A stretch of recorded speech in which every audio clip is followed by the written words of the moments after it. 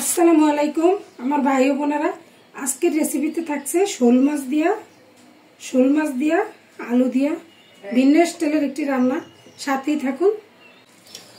চলে আসছি রান্না করার জন্য। একটা প্যান বসাই দিয়েছি, তেল দিয়ে দিব। আলুগুলো একটু ভেজে নিব।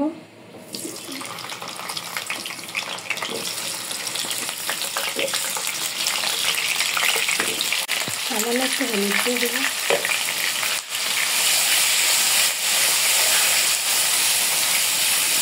আলু ভাজা হয়ে গেছে, উঠায় নেব।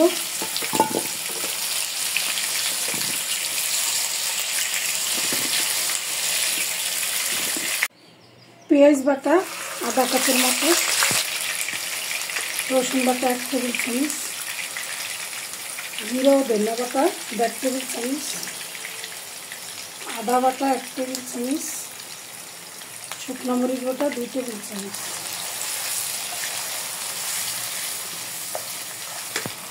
গরম মশলা, তেজপাতা, স্বাদ মতো লবণ, হলুদের গুঁড়া 2 টেবিল চামচ,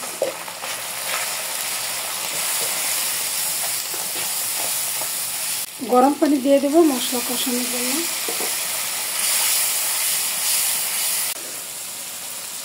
টমাটোগুলো একটু কষায় নেব, 2 মিনিটের জন্য একটু কষানো। মশলাটা কষানো হয়ে গেছে, মাছ দিয়ে দেব।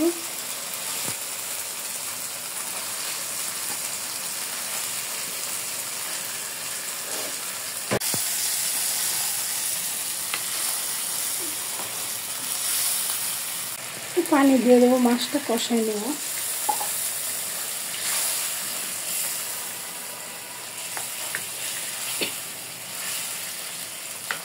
ঢাকনা দিয়ে দেবো। আমার মাছগুলো কষানো হয়ে গেছে, উঠায় নেব।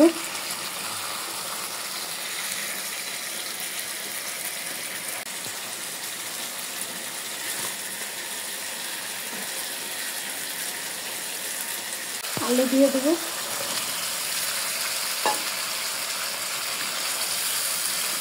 মশলার সাথে ভালো করে মিশিয়ে দিই। এইভাবে আপনারা বাসায় ট্রাই করে দেখবেন, অনেক মজা হয়। এইভাবে রান্না করলে মাংস আর দরকার হয় না, এই তরকারি দিয়ে আপনি মজা করে খাওয়া দাওয়া করতে পারবেন। সিদ্ধ হওয়ার জন্য গরম পানি দিয়ে দেব।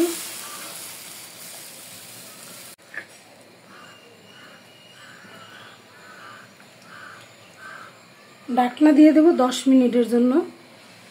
আমার ঝোলটা যখন ফুটে উঠবে তখন আমি মাছ দিয়ে দেব। এখন ঢাকনা দিয়ে দেব 10 মিনিটের জন্য।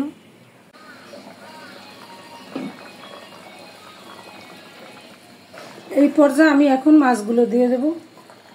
কষায় রাখা মাছ, শোল মাছ।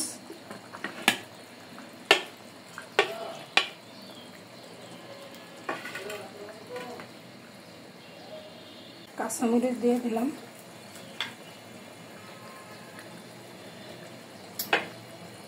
ঢাকনা দিয়ে দেব 5 মিনিটের জন্য। গরম মশলা দিয়ে দেব 1 টেবিল চামচের মতো।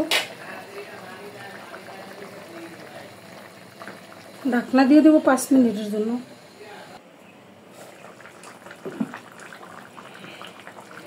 এই যে আমার রান্নাটা মাশাআল্লাহ অনেকটা ইয়ামি। আমার এই রান্নাটা যদি আপনাদের ভালো লাগে প্লিজ আমার চ্যানেলটি সাবস্ক্রাইব করবেন, শেয়ার করবেন, একটা লাইক দিয়ে দিবেন। এভাবে আপনারা যারা এখনো ট্রাই করেন না, বাসায় ট্রাই করে দেখতে পারেন, ইনশাল্লাহ মজা হয়। আমার রান্না প্রায় শেষ পর্যায়ে। আজকের মতো এখানেই বিদায় নিলাম। আপনারা যে যেখানে আছেন ভালো থাকেন। আল্লাহ হাফেজ।